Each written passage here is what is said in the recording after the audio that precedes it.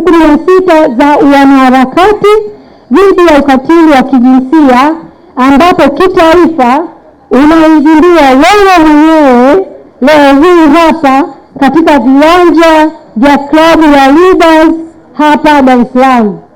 Kama nilivyotangulia kusema, leo ni siku ya kimataifa ya kupinga ukatili dhidi ya wanawake, ambayo ni siku ya kwanza ya kuadhimisha kampeni yetu hii ya siku 16 za kupinga ukatili wa kijinsia. Ingawa tuna furaha kuona umati mkubwa huu na wewe mwenyewe mgeni rasmi ukijumuika nasi kwenye uzinduzi huu, mioyoni tumejaa machungu tele.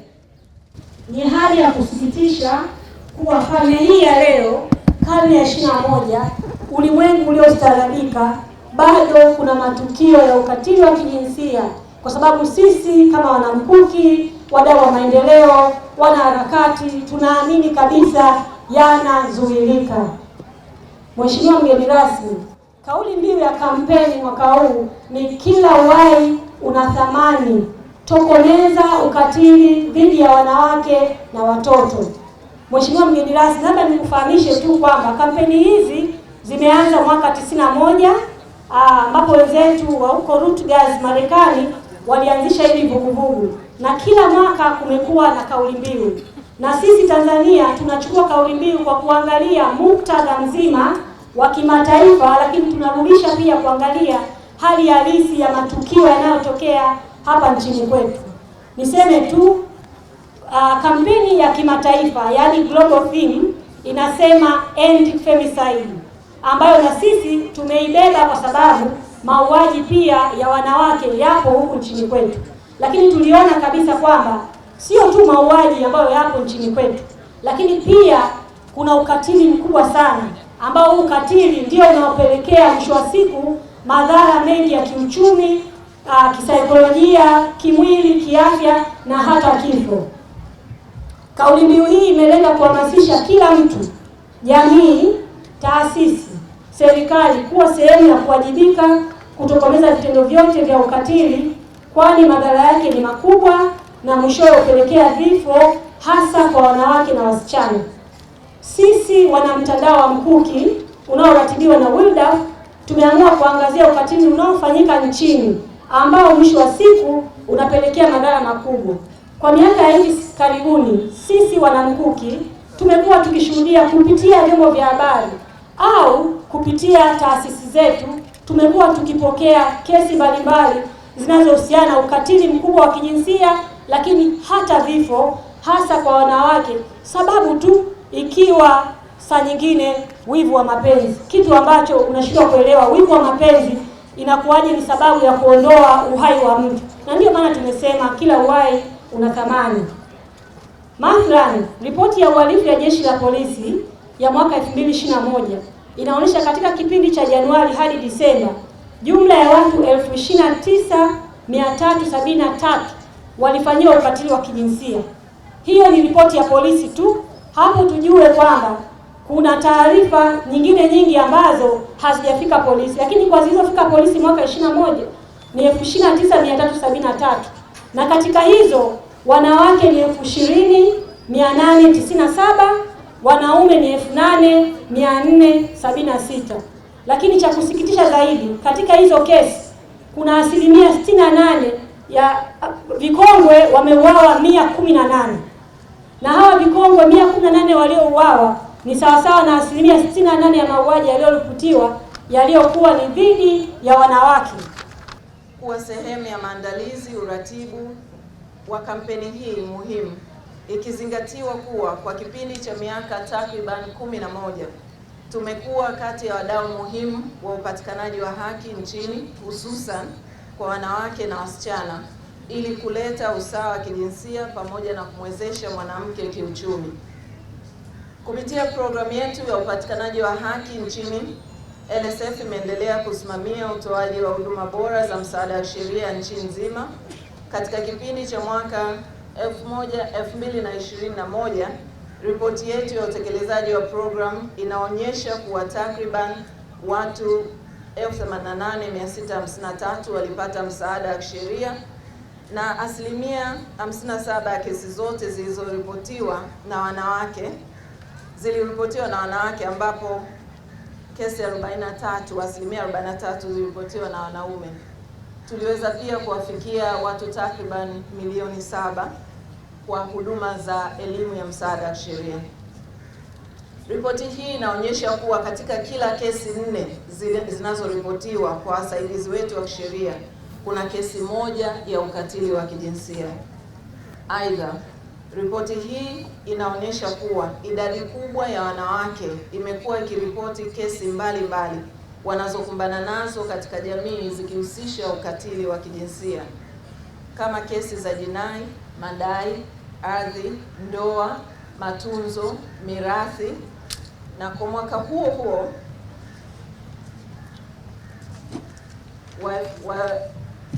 wa 2021 wasaidizi wa kisheria waliweza kupokea na kushughulikia mashauri takriban 19,063 ya ukatili wa kijinsia.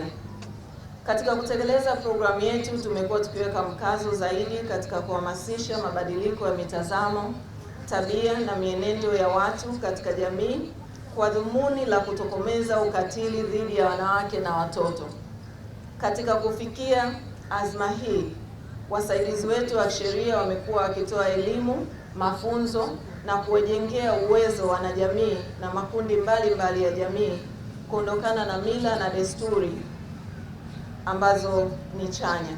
Makundi hayo ni pamoja na viongozi wa dini, viongozi wa kisiasa, jadi, ngariba, wazee wa mila, taasisi za umma, watu binafsi na wafanyabiashara wa masokoni, hususan katika manispaa za Ilala na Temeke.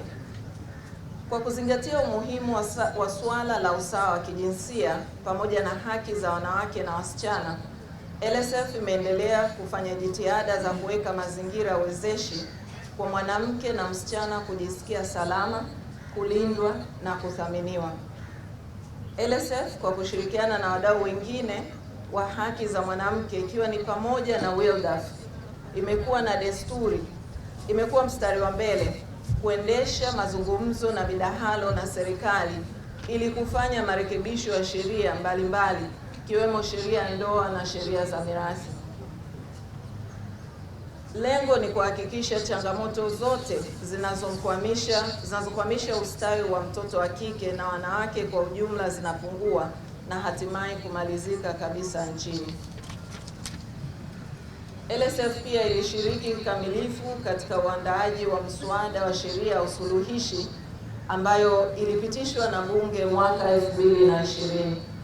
LSF pia imeshiriki katika mchakato wa utungwaji wa kanuni za usuluhishi.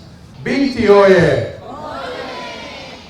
Habari za asubuhi. Salamu alaykum.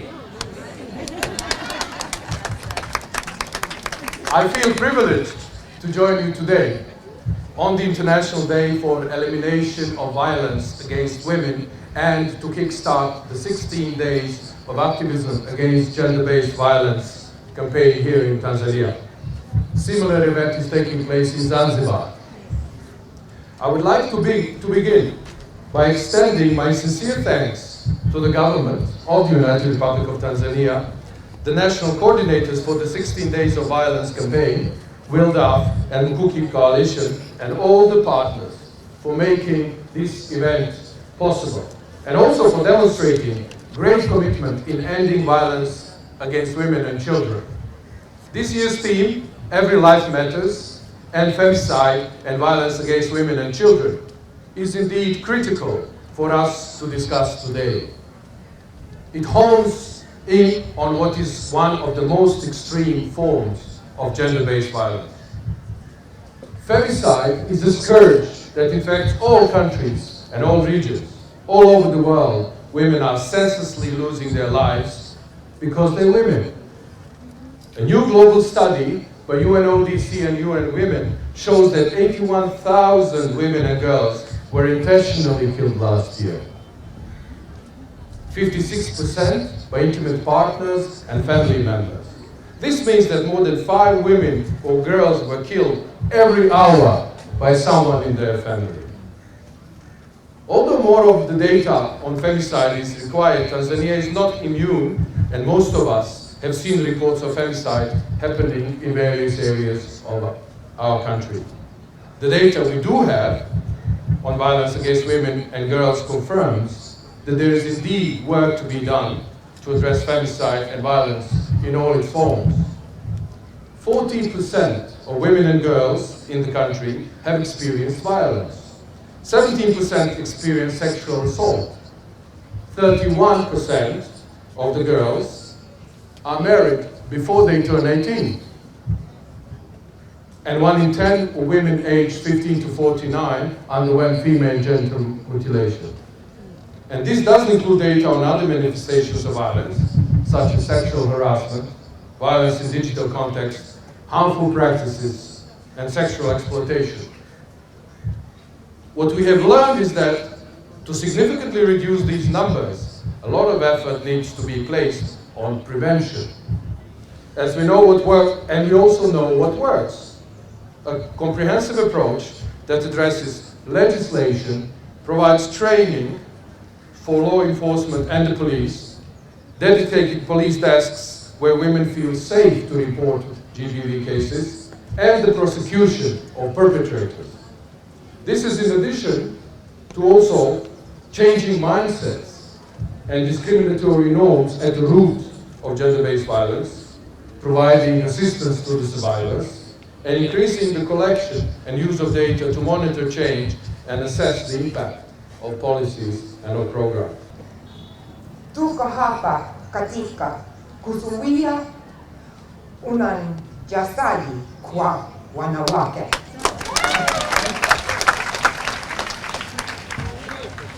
But let me start. We heard some shocking figures earlier by the previous excellent speakers of the very widespread violence against women and also femicide. Violence against women is still one of the most common human rights violations in the world. And what is surprising and also shocking is that about 1/3 of the women globally have experienced intimate partner violence, so to say, more or less within the family. The cost of such gender-based violence is of course very high, individually, but also for families and for communities. And the cost of violence is very high to the whole society. It of course affects and has serious consequences for the women personally, for their health, for their school performance if they are still young, for their productivity in their work, for their social life. Gender-based violence affects every aspect of women's life and prevents them from following their aspirations and dreams and their full potential. In our view, special attention must be paid to women and girls with disabilities. They face sexual and gender-based violence 10 times more often, and at the same time, they have bigger difficulties to seek help and protection. They are often more dependent on others, and the perpetrator of violence may be a support person, a teacher, a counselor, or a person simply responsible for transport or a relative. So as human beings, it is our task to protect them. All over the world, sexual and gender-based violence is mostly violence against women. However, also men and boys may experience sexual violence, especially in conflict or crisis situations. So let's not forget them. I am truly honoured to have the opportunity to speak with you all this morning and to be part of Tanzania's national commemoration of these 16 days of activism. We are proud to stand with Tanzania in its efforts to protect and nurture every citizen of this country, reflected in the theme of this year's campaign to end violence against women and children. Every life matters. Every life, every child, every woman, every life matters. This is not just a campaign slogan, it is a call to action for us all, and one which has been championed at the highest level in Tanzania by Her Excellency President Samia Suluhu Hassan. The government of Tanzania's commitment to addressing violence against women and children was reflected in the establishment of the Ministry of Community Development, Gender, Women and Special Groups earlier this year. Hongera Sana, Honourable Minister and Permanent Secretary, and to all of your team in the Ministry, in the work which you are now leading and coordinating across the government in pursuit of better outcomes for women and girls in this country. Hongera Sana. We know that a core part of the work of your ministry is the realisation of Tanzania's commitments under the Generation Equality Forum to create more jobs for women, to expand decent work, to broaden women's access and control over resources, and to develop gender-responsive economic plans. We applaud you in this work and reaffirm our support for the realisation of the Generation Equality Forum Action Plan, alongside other key government frameworks, most notably the National Action Plan on Violence Against Women and Children. And that is what counts. Action making a difference on the ground every day, 365 days a year. Our goal is set. We want to get to zero. No gender-based violence at all, period. Getting there is less easy. Previous speakers have spoken to how we can deal with it. We know how. We need to get it done. All countries have work to do, including my own. We know all the statistics too well. Zlatan from the UN already talked about the new report that said that in 2021 globally, 45,000 women and girls were killed by a partner or family member in their own home. If we take that down to this event, it's more than 5 every hour. So when we're here, 8 women or girls would have died simply because they're women or girls. It's not okay. I'm at loss for words. In Tanzania, 40% of all women have experienced physical violence. 17% have experienced sexual violence. Almost half of these experienced violence by an intimate partner. And now to the one that really breaks my heart. Almost 30% of girls experience sexual violence before the age of 18. 30%. This is simply unacceptable. A lot has been done already. And congratulations to the Samia government for engaging further in this agenda. And I agree that the performance of the minister at the Kibuga Fresh Market earlier this week was really a next step to take, and including everyone, each and everyone, father, mother, boy, girl, everybody needs to step up on this. So a lot is being done, but we must do better, much better. Every instance of violence avoided is worth celebrating. Every step counts in the journey to getting where we want to be, to zero. And on that journey, we need to involve everybody, boys and men as well. It has to start before boys turn into men. Already from early childhood, children have to learn that all humans are equal and should have the same opportunities and the same rights, including to live a life without violence. Kila uhai! Mauaji dhidi ya wanawake na ukatili wa kijinsia kwa wanawake na watoto, ikiwa hii ni sehemu kubwa jamani ya ukiukwaji wa haki za nani? Za binadamu.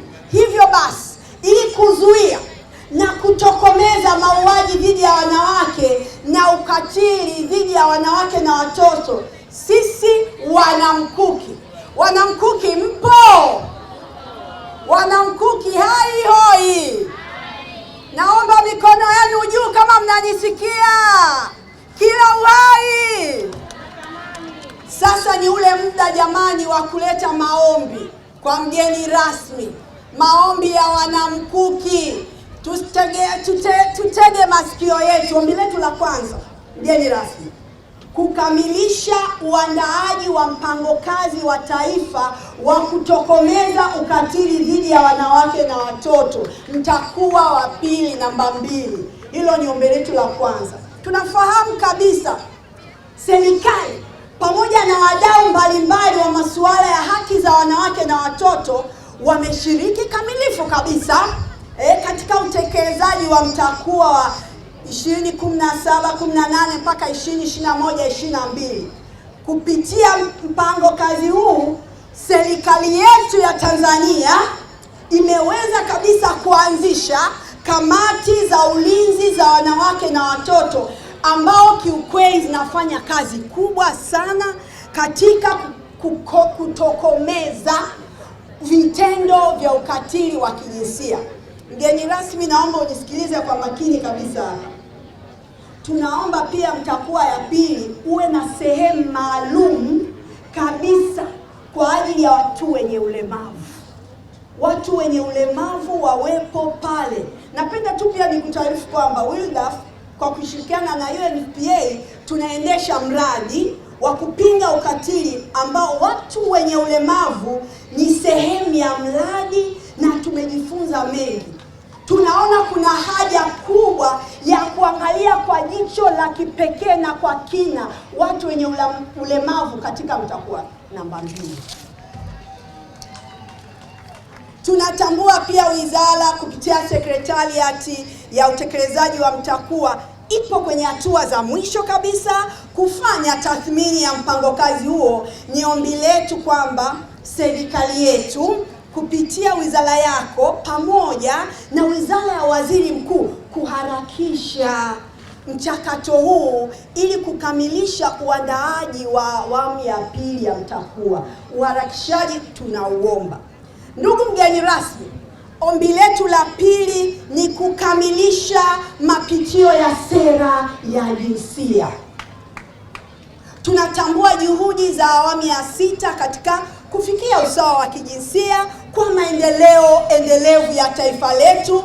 Sote wengi wetu tunafahamu sera ya jinsia ndio inayotoa mwongozo wa utekelezaji wa masuala ya jinsia katika nchi au taasisi. Hivyo basi, tunaomba wizara yako iharakishe, Mheshimiwa mgeni rasmi, iharakishe mapitio ya sera hiyo ya jinsia ili kutoa mwongozo kwa wizara, idara mbalimbali, taasisi za serikali na wadau, kuhakikisha kwamba tunaweza kutekeleza masuala ya jinsia kama ilivyoridhiwa katika mikataba mbalimbali, ukiwemo ule mkataba wa CEDAW wa kuondoa aina zote za ukatili dhidi ya wanawake, aina zote za ubaguzi dhidi ya wanawake, na ule mkataba wa Afrika ambao unajulikana kwa jina la Maputo Protocol. Hiyo mikataba yote tukiridhia vizuri ikawekwa ndani yake, tutapiga hatua kubwa sana mgeni rasmi.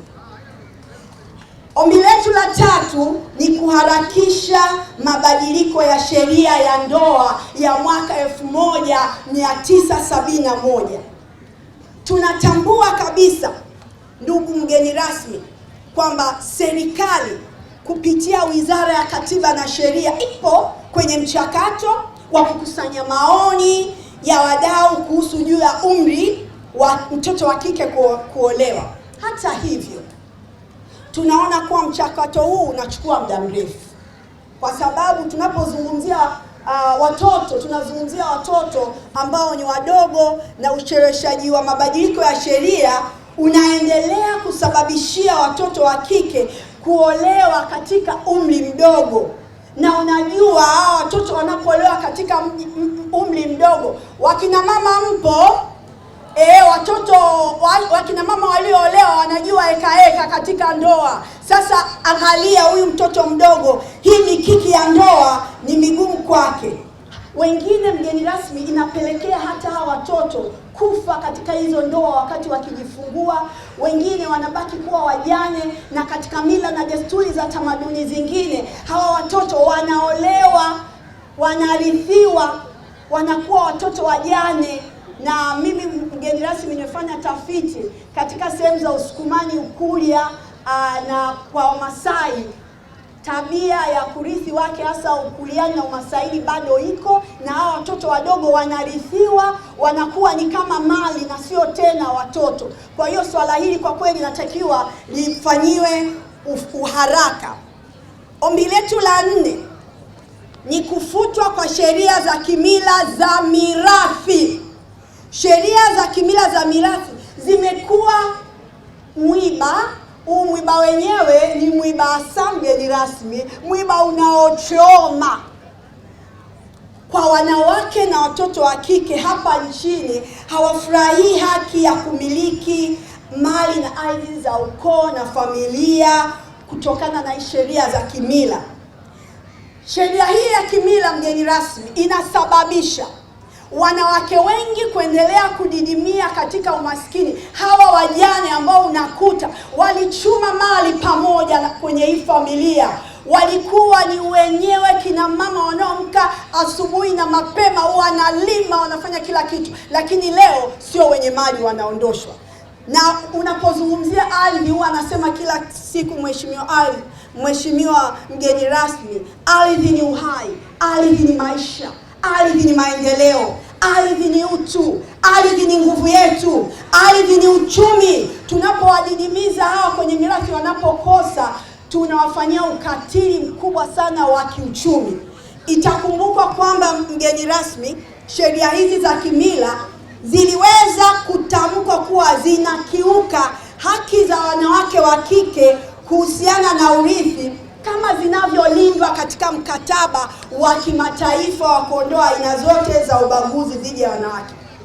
Mheshimiwa mgeni rasmi, kuna shauri ambalo katika Umoja wa Taifa lilijadiliwa na likatolewa maamuzi. Umoja wa Mataifa ukatoa maamuzi ukasema mkataba huu ulitolewa mnamo tarehe 2 Machi. Kwa hiyo nchi yetu ikapewa miezi 12 kuzirekebisha. Siku zimeshapita nyingi, sheria hizi za kimila bado zinaendelea kufanya kazi, zinagandamiza wanawake na watoto, inahujumu. Sheria hizi zinahujumu jitihada za serikali ambazo ni kubwa. Kwa hiyo ni muhimu sana ziweze kubadilika. Na pia itakumbuka pia hawa wanamkuki, mheshimiwa mgeni rasmi, limekuwa ombi letu la muda mrefu kupitia WiLDAF na kikosi cha kutetea haki za mirathi. Toka mwaka 2000 WiLDAF kama mratibu wa kikuhami tumekutana na viongozi mbalimbali, mawaziri mbalimbali na kuwasilisha. Hiki ni muhimu sana mgeni rasmi. Tumewasilisha rasimu ya sheria mbadala, kwa lugha ya msitizo inaitwa alternative bill, yenye mlengo wa kijinsia pasipo mafanikio. Lakini najua sasa mafanikio yanakuja kwa kasi. Sheria hii ya mirathi haiathiri tu wanawake na watoto. Kumbuka, huyu mama, huyu mjane ana watoto wa kike na nini na wa kiume. Kwa hiyo anapogandamizwa huyu mama mjane, huyu mama anapokosa kurithi ardhi, sio yeye tu kama mwanamke anaathirika, pamoja na wanaume, watoto wake wa kiume wanaathirika, familia yake wakiwemo wanaume wanaomtegemea nao wanafanya nini? Wanaathirika. Hivyo ni wazi mabadiliko ya sheria ya mirathi sio ajenda ya wanawake tu, sio ajenda ya wanawake tu, bali ni yetu wote, wanawake na wanaume. Hivyo ni rai yetu serikali ione kuwa wakati umefika wa kufanya mabadiliko, na wakati ndio huu. Sisi wanamkuki hatuoni sababu ya kumnyima mwanamke na mtoto wa kike kurithi mali, hususan ardhi ambayo ni rasilimali muhimu. Ardhi ni rasilimali muhimu. Na unajua mheshimiwa mgeni rasmi, tunazungumza wanawake, hatuzungumzi 2% au 3 au 5 ya nchi. Ni zaidi ya 50% ya Watanzania ni wanawake. Kwa hiyo ni jambo nyeti na ni jambo kubwa. Kitu kingine, ombi letu la 5 ni mapitio ya maboresho ya sheria ya vyama vya siasa na sheria ya uchaguzi ya taifa. Tunakuomba mabadiliko ya sheria ya vyama vya siasa ya mwaka 2019 yaliweka masuala ya jinsia ya ujumuishwaji. Hata hivyo, sheria ya vyama vya siasa haijaweka takwa la kisheria kuvitaka vyama vya siasa kuzingatia usawa wa kijinsia. Sheria ya uchaguzi ya taifa haijaweka utaratibu fanani wa kuwapata wanawake wabunge, madiwani na nafasi za viti maalum. Hii inapelekea, Mheshimiwa mgeni rasmi, vyama vya siasa kutokuzingatia usawa wa kijinsia wakati wa uchaguzi ndani ya vyama, pia wakati wa uteuzi wa wagombea wa nafasi mbalimbali za uongozi, na hii inapelekea vitendo vya ukatili wa kijinsia. Hii wizara ina miezi 9, lakini ni zaidi ya wizara nyingine Kongo. Tuendelee, tutafika. Wadau ndo hawa, wendafu, mabalozi, wananchi wenyewe ndo hawa, na imani tutafika. Na uzuri wa mtakuwa inayokuja, ile ilikuwa haina mama wala baba. Sasa hii ya sasa hivi tunayokuja nayo kwenye mwaka huu, yeye ndo mama ndio baba, alafu sisi wengine ni washereheshaji tunamsukuma. Kwa hiyo jiandaeni kwa mambo makubwa, itakuwa hiyo tofauti kabisa. Ukatili utaisha, tutaenda kila kijiji, kila mtaa, kila kitongoji, kata, tarafa, mikoa yote 31 tutakwenda. Na wakutupelekeni ni nyie. Kwa hiyo jiandaeni. Field Marshal yuko tayari. Anachohitaji ni nyie maaskari, wale front fighters kutunga mkono. Waheshimiwa mabalozi mliopo hapa, balozi wa Ireland, balozi wa Denmark, Finland, Canada, Holland, pamoja na ndugu yangu rafiki yangu Zlatan Milizic, ratibu mkazi wa mashirika ya Umoja wa Mataifa hapa Tanzania, viongozi wa serikali, mkoa, wizara, taasisi na idara za serikali mliopo, Dr. Monica Moza, mkurugenzi, mwenyekiti wa bodi ya wakurugenzi ya WIDAF, wakili Ana Kwenga, mkurugenzi mtendaji wa WIDAF, viongozi na watendaji na wanachama mashirika yasiyokuwa ya serikali na wanamtandao wa mashirika kupambana na ukatili Mkuki, wananchi wa Dar es Salaam ambao wamejitokeza kwa wingi, na vijana wetu, wanafunzi, wanahabari na waandishi wa habari, mabibi na mabwana, habarini za saizi. Habarini za saizi jamani. Tuko pamoja? Ujumbe unaeleweka? Mko tayari kuwa mawakala wa mabadiliko kutokomeza ukatili? Kweli? Kwa hiyo Dar es Salaam itakuwa salama sasa. Dar es Salaam iwe salama ili iwe mfano kwa mikoa mingine.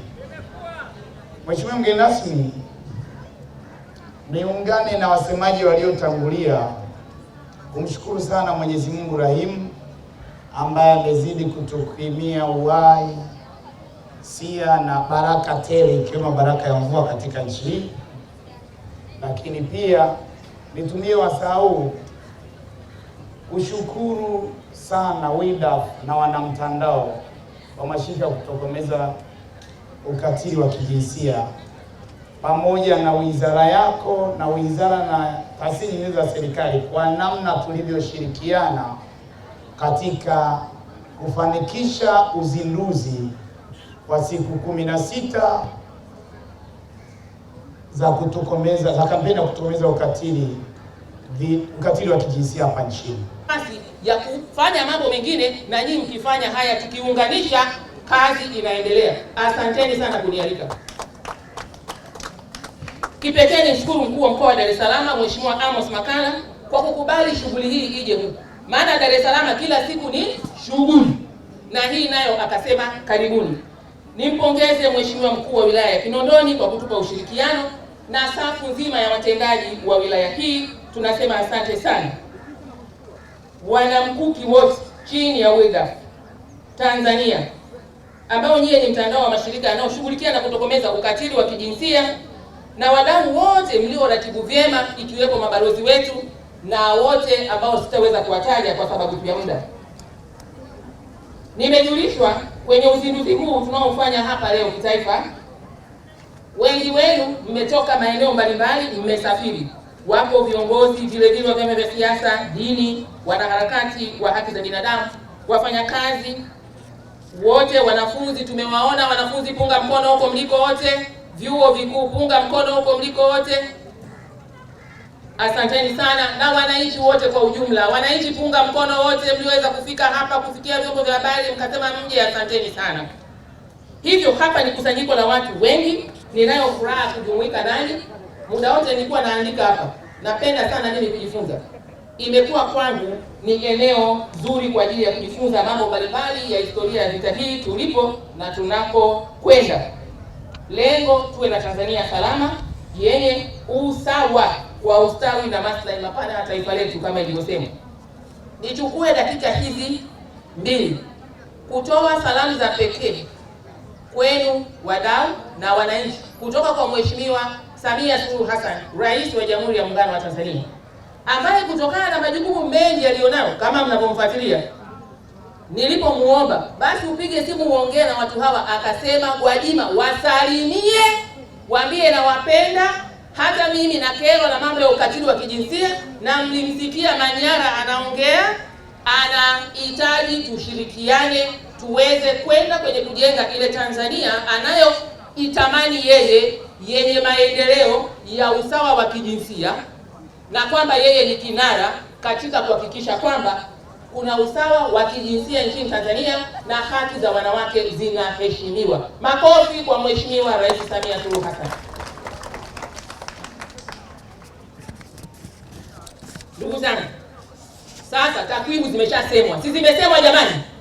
Mmesikia ukubwa wa tatizo. Tanzania kama nchi zingine duniani, ofisi yetu ya takwimu mwaka 2015-16 kupitia taarifa ya idadi ya watu na afya inakadiriwa kuwa 40% ya wanawake wenye umri kati ya miaka 15 mpaka 49 wamefanywa ukatili wa kupigwa au kingono katika kipindi cha maisha yao. Yaani mimi nikiangalia hizi takwimu kati ya miaka 15 hadi 49, 40% wamefanywa ukatili. Hata si sawa na 50% tu jamani. Yaani wewe ukiwa mwanamke ukifikisha miaka 15 mpaka 49 eti lazima ukatiliwe ukatili mmoja wapo. Hii inawezekanaje? Wanaume oye. Soma hiyo.